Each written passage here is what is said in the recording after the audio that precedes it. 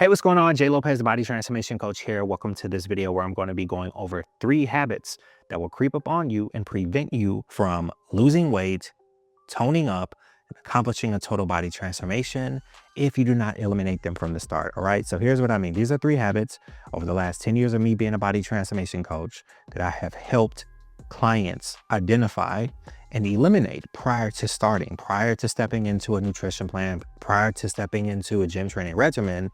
And what happened was they were able to lose weight, get in shape, and transform their body. Or they hit these habits, or these habits they hit these obstacles and these habits started to creep up.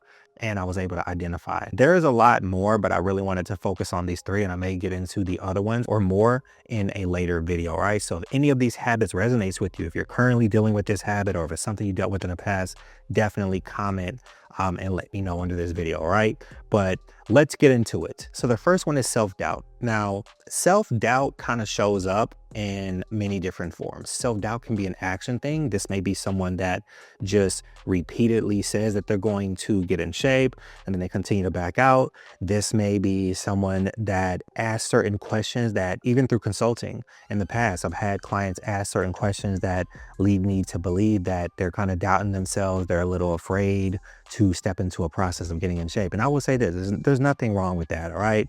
I think social media shows us the best of everything. It shows us everyone that's getting in shape. But listen, I'm willing to bet that anyone that is in great shape has failed a few times. Anyone that is in great shape is currently facing some type of challenge or obstacle. So if you're someone that is doubting themselves when it comes to losing weight and getting in shape, there's nothing wrong with that, but we got to get past it, because if we don't get past it, you're never going to step into the actual process and accomplish your goal. So 2 key things I can honestly tell you will help you identify this habit of self-doubt and help you overcome it. So the first one is understanding the reality versus the perception of actually getting in shape. Let's start with the perception. The perception of losing weight, getting in amazing shape in a very short period of time is what I call the training montage. Training montage is probably what you've seen in like old Rocky movies or the Creed 2s or anything. It could be even boxers, right? A lot of times you may see a day in the life of them training and you just assume that, hey, in order for me to get in great shape, or if I get with this trainer or this coach, I'm going to have to throw myself into, super strict dieting, or I have to throw myself into intense gym training.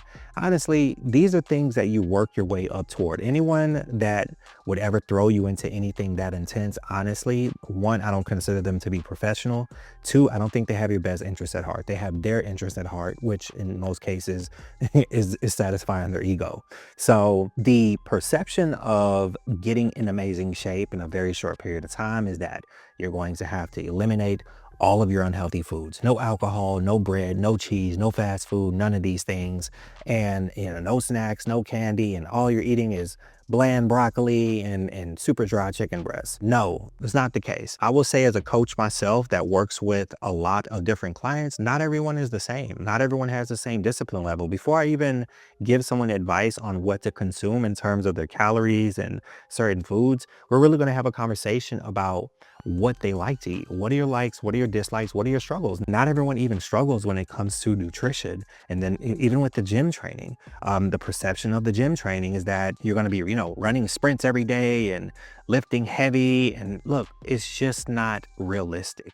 It is a perception. There's a very small number of athletes, very small number of influencers, a very small number of coaches that really train at that top tier level. And this is not to make anyone feel bad. It's just like, even for me, there's certain seasons, there's certain times to be going hard in the gym. There's certain time frames to be going hard with the diet. Is it always necessary? No. Is it something I recommend that everyone try? Definitely, because it allows you to see your true potential. And if you can reach, and if you shoot for the moon, you're going to land amongst the stars when it comes to getting in shape. So the reality of getting in shape is that you're going to have to start with something that you can manage. This may be 3 basic workouts a week. This may be 4 basic workouts a week. This may be you just making a decision to meal prep. This may be you making a decision to eat breakfast, lunch, dinner. Like, it's the basic things. And I know that doesn't sound too exciting, or it doesn't sound like it's going to get progress, but to be honest with you, it does. Even with clients that I work with, that over the course of a 90-day process or even more, they work their way toward more intense gym training, more consistent, disciplined nutrition. But my thing is this, if you don't focus on accomplishing this, you're not going to accomplish that. So just be willing to step in and understand what works for you in comparison to what you see on social media. The second way to overcome the self-doubt is to gain clarity on past failures. Here's why I say this. Through a lot of consulting, I would consider self-doubt to be an obstacle or an objection when it comes to someone, that wants to get in shape, because they don't know, right? Like they don't 100% believe that they can make something happen. It doesn't make them a bad person. It doesn't mean that they're not up for the challenge. It's just there's somewhat of a fear factor there. And what I as a coach try to do is figure out why. Why are you doubting yourself? What is making you, not believe, or what is making you have certain doubts about you being able to lose this weight and get in shape in a certain period of time? Based on my actual experience, I find it's because they failed in the past. Oh, well, the last time I started a diet, I failed. Or the last time I was with this coach, I did lose some weight, but I didn't really accomplish my goal. And I don't really put too much focus on the what. We like to focus on the why. So the what is that you failed in the past. Why did you fail in the past? Is it that you weren't 100% committed to your nutritional plan? Is it that you didn't, you and your coach didn't see things eye to eye? There was a communication barrier. I mean, whatever it is, at the end of the day, it's not really about who's right and who's wrong. It's really about gaining clarity on why you failed, because there's a major troubleshooting aspect to getting in shape.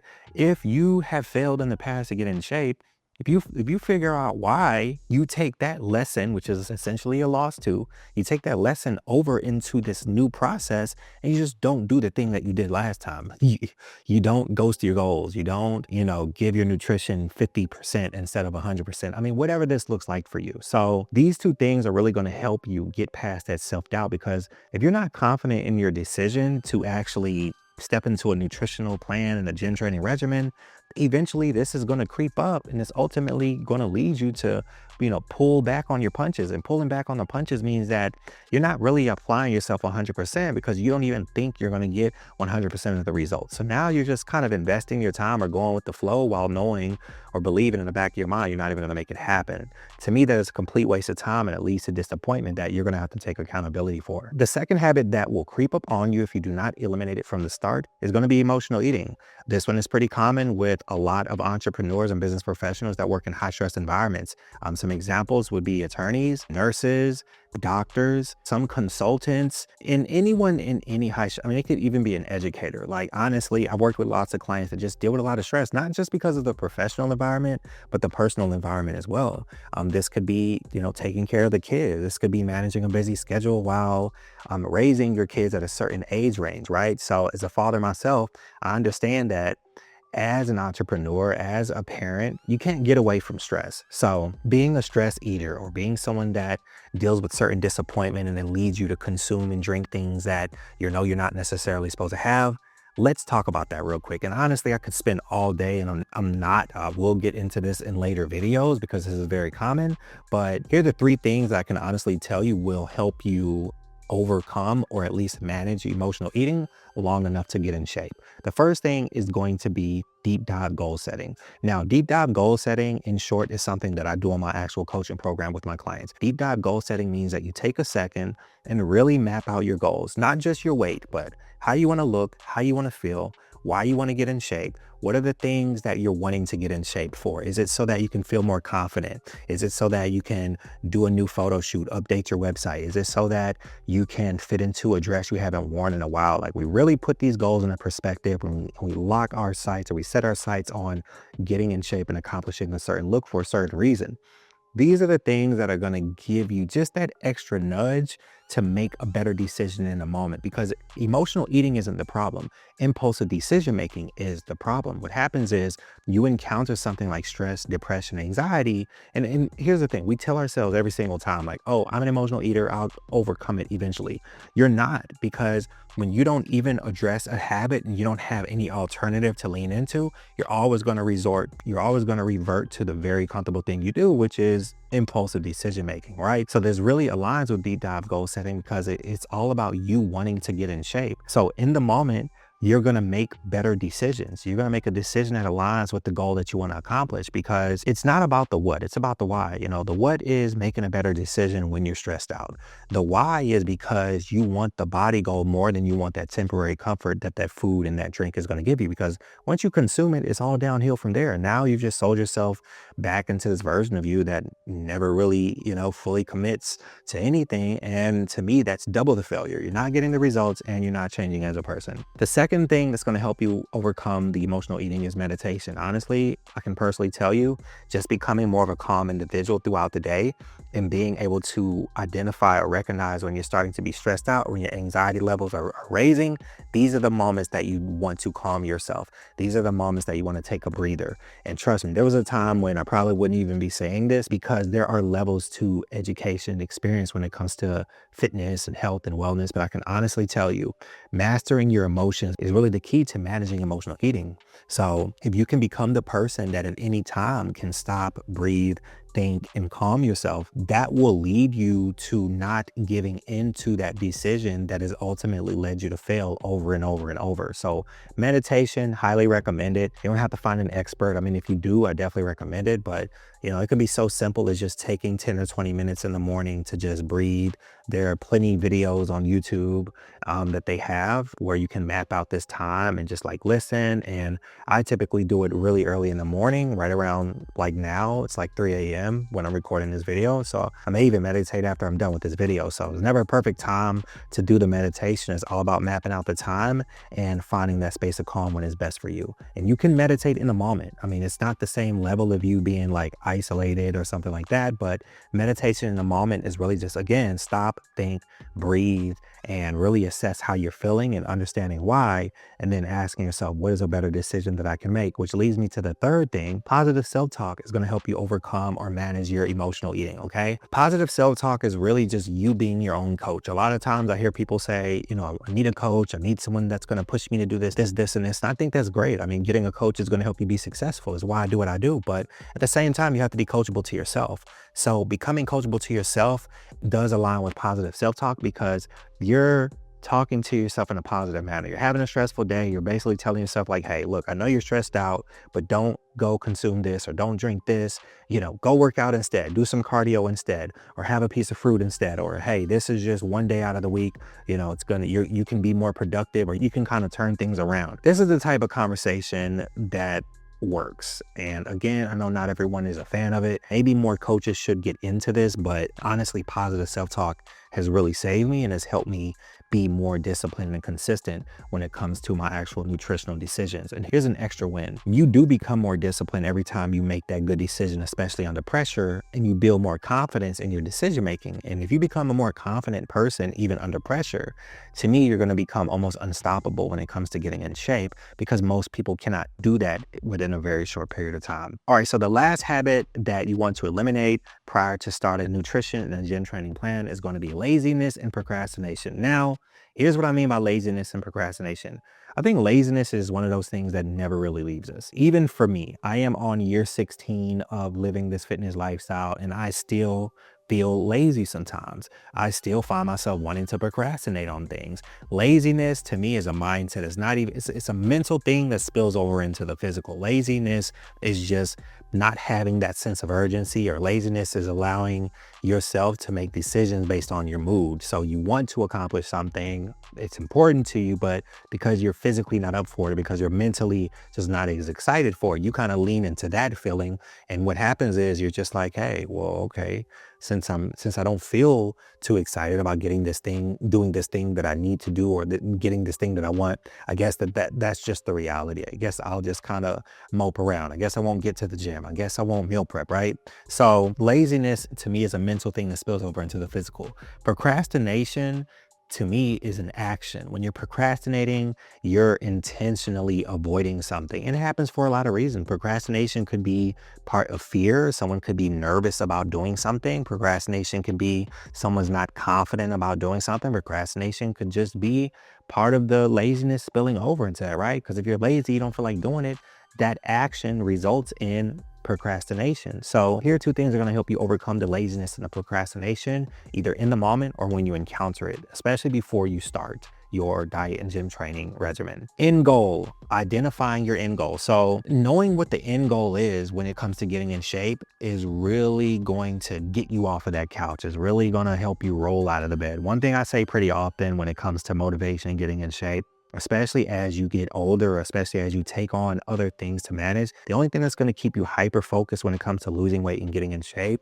getting up for the gym or working out after work or meal prepping and following a diet, it's the end goal. The end goal is how you want to look, how you want to feel, why this is important to you. So for entrepreneurs and business professionals, I would encourage you to just always identify what are the things in my personal professional life that I want. Why is it important for me to look and feel my best in my personal professional life? I mean, the reasons are endless. You just have to identify them. You got to keep them on your mind all the time, because it's not the scale number that's going to push you to follow the nutritional plan when you're trying to get in shape. It is the look of your body. It's not just the look of your body. It's thinking about the interactions. It's thinking about the compliments. It's thinking about the confidence, right? So these are things that are going to lead you to push forward even when you physically don't feel like doing it at times, outside of the fact that, yeah, we all need rest. The second thing that's going to help you overcome laziness and procrastination is an identity shift. Now, this one can be pretty extensive, and I'm not going to make it extensive in this video, but identity shift is really taking a second and pinpointing all of the things about yourself that have led you to failure. That could be skipping the gym. That could be making excuses. That could be, binge eating, whatever those things are. And then you make a list of all the things you could be doing to get you to your goal, right? So this could be getting up to go to the gym. This could be following your nutritional plan. Here's why this is important. Success is a yes or no thing. Getting in shape is a yes or no thing. When you see someone that is in amazing shape, you're looking at someone that most of the time said yes to all of the things over a certain period of time, right? So you want your body to change. You want to consistently lose weight. You want to get in shape. So not only do you have to develop better habits, you need to take on a new identity. Your identity is what you identify with. You have to start identifying. You got to identify with consistency. You got to identify with discipline. You have to identify with self-motivation. This is why only a small number of people actually manage to get in shape, especially entrepreneurs, especially business professionals, and especially women entrepreneurs, business professionals over a certain age. So if you want to become this top tier individual, you want to get hyper focused, you want to get in amazing shape, you have to take on the identity. You have to take on the role of someone that does what? Someone that is active, someone that is consistent, because the body is a reflection of the habit. So instead of trying to struggle every single day or struggle through a nutritional and gym training regimen and consistently try to push yourself and be on and off with motivation, how about you just commit to being this person? Whatever this great, fit, confident version of you is, really map that out, really define it, and just commit to being that person. I can tell you, if you put more focus on who you need to be, and not less, but if you put more focus on who you need to be, not just what you need to do, you're going to find losing weight, getting in shape is 10 times easier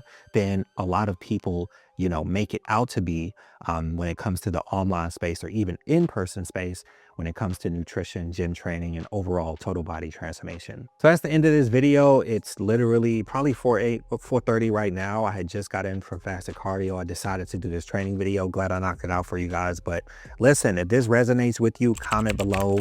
If you know another entrepreneur, business professional that wants the body that matches the business, wants the body that aligns with what they envision to be the most fit, confident, best version of themselves, share this video with them. To learn more about 90-day body transformations for women entrepreneurs and business professionals, you can actually go to 90daybodytransformations.com or thetrainergod.com, and also follow me over on Instagram, thetrainergod. All right, hope this gave you a lot of insight. Watch as many times as needed. Also, be sure to like and subscribe to this channel, and I'll see you all on the next one.